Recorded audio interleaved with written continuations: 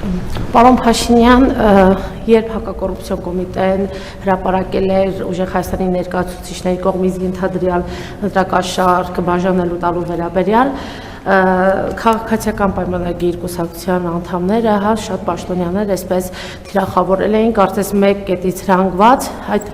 մարդկանց թիրախավորում են եւ ընտրակաշառարար էին ներկայացնում։ Հիմա նմանատիպ մի իրավիճակում է հայտնվել ձեր թիմակից ընտրական ցուցակում հայտնված Թալինի քաղաքապետ Տավրոս Սափեյանը, նա ընտրություններից 5 պակաս առաջ 11 միլիոն դրամի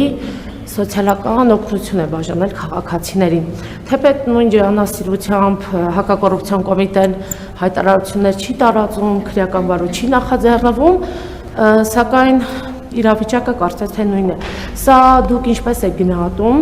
ընտրություններից առաջ նման օգնություն բաժանելը, խոսել եք արդյոք ձեր թիմակից Սափեյանի հետ եւ ընդհանուր առմամբ ինչ դիրքորոշում ունեք տեղի ունեցածի վերաբերյալ։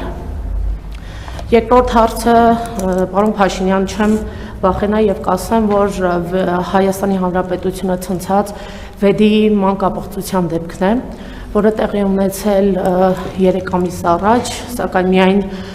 նախաձեռնվում է քրեական բուն գործընթացի է հասնում լրագրողների աղմուկի բարձրացրած աղմուկից հետո, ընդհանուր առմամբ դուք ճիշտ եք ասեք իրավական գործընթացը ես ինչ կապ ունեմ, բայց ուժայինների, քննչական մարմինների աշխատանքի թերացում, անգործունեություն այս դեպքում դիտարկում եք, թե չէ, որովհետև օրինակները բազմազան են։ Մի քանի ամիս առաջ 1.5 տարեկան երեխա մահացավ 1.5 ամիս տևած ծեծից հետո, վենդետաները հանրապետությունում շարունակվում են, կանխամտածված սպանությունները գոհեք ուժայինների, քննչական մարմինների աշխատանքից եւ մեկ կարճ հարց վարդաշենցիները խնդրել են իրենց խնդրի վերաբերյալ ձեզ փոխանցել, ամիսներով, տարիներով մնացել են վթարային շենքերում, Ավինյանը ասում է խոսում է տվել չի լուծվում, չեն կարողանում ապրել, ես անձամբ այնտեղ եմ եղել անձրևների ժամանակ, փլուզումներ եւ այլն մի սարսափելի վիճակ, ասում են երբ է լուծվելու մեր խնդիրը։ Շնորհակալություն։ Թալին խոշորացված համայնքի ղեկավարի հետ կապված կարծում եմ եթե այդտեղ խնդիր կա, իրավաբանները պետք է արձագանքեն, բայց ես ուրիշ բան էլ ասեմ, մենք պետք է հասկանանք ինչի մասին է խոսքը, ես գնահատական չունեմ, դա իրավապահները պետք է գնահատականի տան, բայց հիմա կառավարությունն էլ ամեն ամիս միլիարդների սոցիալական աջակցություններ է բաժանում, հիմա պետք է չբաժանի կառավարությունը սոցիալական աջակցությունները։ Ես էլ եմ ասում, չգիտեմ, այդտեղ պետք է իրավական նախադեպային գնահատականներ ֆիքսել եւ առաջնորդվել այդ տրամաբանությամբ։ Ինչ վերաբերում է վեդիի դեպքին, վեդիի դեպքը բացահայտվել է օպերատիվ մարմինների ահազանգի արդյունքում, այսինքն իրավապահներն են բացահայտել այդ դեպքը եւ իրավապահներն են քննություն անում։ Դուք այդ գործերին, ես գիտեմ կոնկրետ լրագրողներ, ովքեր իրավապահ մարմիններում ունեն աղբյուրներ եւ այդ աղբյուրներին, որոնք աշխատանքային ինֆորմացիա են փոխանցում, դրա հետ կապված նույնիսկ քրեական գործեր կան հարուցված եւ իհարկե այդ բանի անպատասխանատու իրավապահներին անպայման կգտնենք եւ համակարգից կհեռացնենք, այսինքն այդ գործերը իրական մի մասին հեռացրել ենք իդեպ արդեն։ Այդ գործերը բացահայտվել են իրավապահների օպերատիվ աշխատանքի արդյունքում։ Ձեզ ինչի՞ է թվում, որ այդ գործը, բա դուք որտեղից եք իմացել այդ գործի մասին։ Իրավապահներից են ձեզ ինֆորմացիա տվել, դուք էլ ինֆորմացիան տպել եք։ Դուք եք գնացել հետա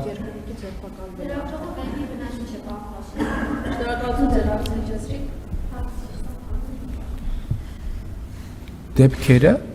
ընթացք են ստացել օպերատիվ մարմինների կատարած աշխատանքի արդյունքում։ Եթե օպերատիվ մարմինները աշխատանքը չկատարեին իրանց, դուք այդ դեպքերի մասին չէիք իմանա, ինչպես չգիտեիք նախկինում։ Եվ մնացած ընթացքը իրավական կապահովի, բայց ես ուրիշ բանի վրա եմ ուշադրություն դարձնում։ Ես ուզում եմ հիշել, երբ որ 2018-19 թվականներին կառավարության մարմիններից մեկը բուկլետներ էր թողարկել եւ մենք աշխատում էինք երեխաներին մանկապղծության դեպքերից պաշտպանելու համար, այդ նույն լրատվամիջոցները աղմուկ աղաղակ էին անում, ասում են, «Ես ինչ եք անում, մեր ավանդական արժեքների դեմ եք պայքարում, էս եք անում, այն եք անում եւ այլն եւ այլն»։ Ես ուզում եմ դա հիշեցնել եւ ուզում եմ հիշեցնել, որ այս նման դեպքերի պատասխանատուն նաեւ այն մարդիկ են, ովքեր այդ քաղաքացիական հասարակության եւ կառավարության համատեղ ջանքերը դեմոնիզացնում էին եւ դեմոնիզացվում են, թույլ չտալով հանրության շրջանում իրազեկվածության եւ կրթական աստիճանը բարձրացնել, որովհետեւ ես վախենամ այդ դեպքերը շատ ավելի ծավալով մեծ են, քան մենք ընդհանրապես դրա մասին պատկերացում ունենք եւ քաղաքացիական հասարակության կազմակերպություններ կան, ովքեր տասնամյակով են այդ երևույթների դեմ պայքարում եւ նրանք անընդհատ լրատվամիջոցների եւ քաղաքական ուժերի թիրախում են որպես ապազգային, որպես մեզ ավանդական արժեքների դեմ գործող կազմակերպություններ եւ ես այս փաստերը ցույց են դնում, որ ավանդական արժեքների պաշտպանության դիրքերից հաճախ հանդես են գալիս, հաճախ չէ, որոշ դեպքերում ուղիղ կամ անուղղակի հանդես են գալիս մանկապղծությունը պաշտպանողները։ Ես ուզում եմ հիշեցնել նաև նախկին իշխանության ձեզ հայտնի շրջանակների հետ կապված ինչ դեպքեր են եղել, որոնք հետագա ում հովանավորության ներքո ինչ process-ներ են տեղի ունեցել։ Եվ հետեւաբար մենք պետք է այս հարցերի վերաբերյալ հանրային իրազեկվածությունը բարձրացնենք եւ որպեսզի դեպքերից մենք կարողանանք խուսափել։ Ինչ վերաբերում է իրավապահ մարմինների աշխատանքին, ընդհանրապես դատաիրավական համակարգի հետ կապված ես մի անգամ չի որ արտահայտվել եմ, դրա համար մենք իրավապահ համակարգը բարեփոխել ենք եւ կբարեփոխենք եւ կշարունակենք բարեփոխել։ Ինչ վերաբերում է Վարդաշենի դեպքին, միակը չի, հանրապետությունում հարյուրավոր վթարային շենքերի խնդիր կա։ Բայց այդ հարյուրավոր վթարային շենքերը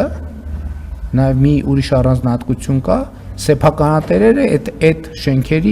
շենքերում ապրող մարդիկ են։ Եվ մենք հիմա նրանց համար եւ նաև քաղաքացիական պայմանագիր կուսակցության նախընտրական ծրագրում մենք կետ ենք ներառել, որպեսզի ներդրումային ծրագրերով մենք կարողանանք այդ խնդիրը լուծել եւ այդ թվում ներառյալ Վարդաշենի հետ կապված մենք կոնկրետ պլան ունենք եւ առաջիկայում այդ պլանը նաեւ կառաջարկենք, որովհետեւ այստեղ պետքա նաեւ քաղաքացիները այդ լուծումների հետ համաձայնվեն, որովհետեւ այդ շենքը, ինչպես դուք շատ իրավացի ձևով նշեցիք, ինքը պիտանի չի բնակության համար եւ մենք պետքա հասկանանք, որ այդտեղ լուծումներ կան, որոնք բան չեն, մենք չենք կարող ուղակի ել եմ ասում, ուզում եմ հասկանանք մենք իրավիճակը, կա տուն, որը ունի սեփականատեր, այդ տան առաջ պատասխանատունով է,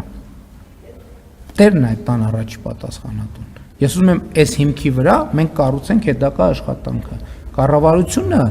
կարա աջակցի, որ իրենք այդ պատասխանատվությունը կրեն, բայց կառավարությունը չի կարող ամբողջական պատասխանատվությունը վերցնել իր վրա եւ բնակիչներն էլ պետք է ճկունություն ցուցաբերեն, որովհետեւ երբ որ բոլոր տեղերում, երբ որ բնակության բնակարանի եւ բնակապահովության խնդիրը առաջանում, ամենայն հարգանքով ես դեմ չեմ, 2 ձեռով ես կողմ եմ, բայց բոլորը ուզում են մաքսիմալ Երևանի կենտրոն վարչական շրջանին մոտիկ բնակտարածք ունենան։ Այդպես չի, ժողովուրդ ջան, չեք կարող մենք դա անել, որովհետև այսօր Երևանի կենտրոնի բնակտարածքների գները նախ ահավոր թանկ են եւ երկրորդն էլ, եթե մենք պետքա ճկուն լինենք, որպեսզի կարողանանք այս հարցերը լուծել։ Կառավարությունը կառաջարկի աջակցության չափ,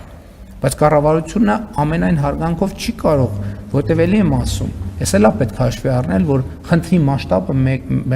մեծ է։ Տեսեք, դուք Վարդաշենի դեպքի մասին գիտեք, մի ուրիշ լրագրող համոզված եմ Երևանի մի ուրիշ հատված Աջափնյակ վարչական շրջանում մենք ընդհանրապես շատ մեծ խնդրեմ ունենք։ Շենքերի մի ահագին մեծ թիվ վթարային վիճակում է, հանրապետությունում մենք բոլոր մարզերում այդպիսի խնդիրներ ունենք։ Եվ սրա համար մենք պետքա, ես էլ եմ ասում, այն որ բնակիչները ուզում են, որ կառավարությունը այդ հարցերի լուծմամբ զբաղվի, շատ ճիշտ են անում, որ ուզում են, որ կառավարությունը այդ հարցերի լուծմամբ զբաղվի, եւ կառավարությունը կզբաղվի։ Մեր խնդրանքն ու ակնկալիքն է նա, որ իրանք էլ մի քիչ ըմբռնում ցուցաբերեն կառավարության կողմից առաջարկվող տարբերակների նկատմամբ։ Մենք կոնկրետ լուծումներ ենք իրանց առաջարկելու։ Բայց այդ լուծումները չեն լինելու այն տրամաբանությամբ, որ վթարային շենքերի բնակիչներին մենք ապահովելու ենք, որ Երևանի կենտրոն վարչական շրջանին հնարավորինս մոտ բնակարան ձեռք բերեն։ Մի դեպքերում կարող է մոտ լինի, մի դեպքում կարող է հեռու լինի, մի դեպքում կարող է շատ հեռու լինի։ Մենք այս լուծումները առաջարկելու ենք եւ խնդրում ենք, որ իրանք այդ լուծումներով այդ լուծումների նկատմամբ ճկուն եւ ըմբռնում ցուցաբերեն։